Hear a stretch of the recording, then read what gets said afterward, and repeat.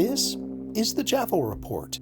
You know you've been around too long when your coffee order at the local cafe sounds like a tax form. That 20-something behind the counter says, "Name for the order," and I say, JAFO, and they write JAFFO. Close enough. According to a linguist at Simon Fraser University, that's what they call intentional cacography, the art of misspelling something on purpose for humor, branding, rebellion, or just a touch of local flavor. You can tell a lot about a culture by how it misspells on purpose. Canadians, for instance, have made it an art form. Like the way we say Timmy's instead of Tim Hortons, KD instead of Kraft Dinner. It's efficient, affectionate, and a little absurd. Which, come to think of it, is also how I described Canadian democracy on a windy Tuesday in March.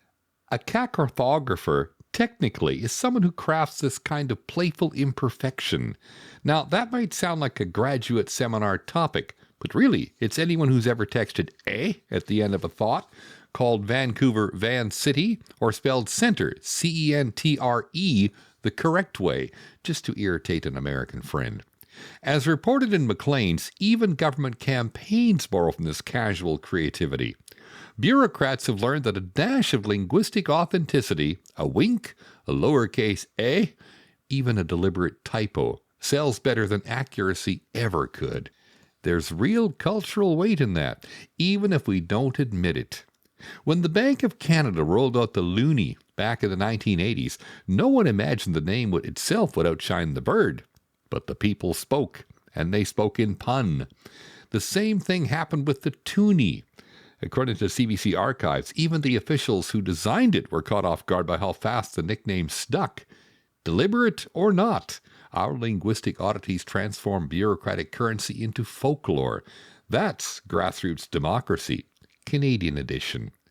Of course, there is a downside to all this creative spelling. Online, everyone's a part-time cacographer now, turning language into a mashup of memes, irony, and tribal in-jokes. A cheerful misspelling can unite or divide, depending on who's squinting at the screen. According to UBC's Media Studies Center, inconsistent online spelling can actually increase polarization.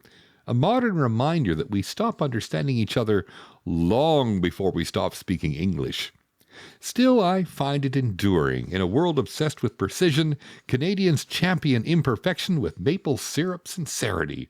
Typos build community here. From KD to the word sorry, we rebrand ourselves through amiable self-deprecation. Maybe that's why our national motto should be, "We misspelled it on purpose." I appreciate you taking 5 minutes with this boomer. If you enjoyed it, please like, subscribe, and check out my merch coming soon. Who am I, you ask? Just another friendly observer. Call me JAFO. The JAFO Report.ca. The JAFO Report is downloadable from wherever you get your podcasts from. That's the JAFO Report.ca. There was a time I kept putting off guided meditation until a heart attack in my 60s changed that. Now I record simple, effective guided meditations to help slow you down when your mind won't. Come on over to babblingbrook.life. That's babblingbrook.life.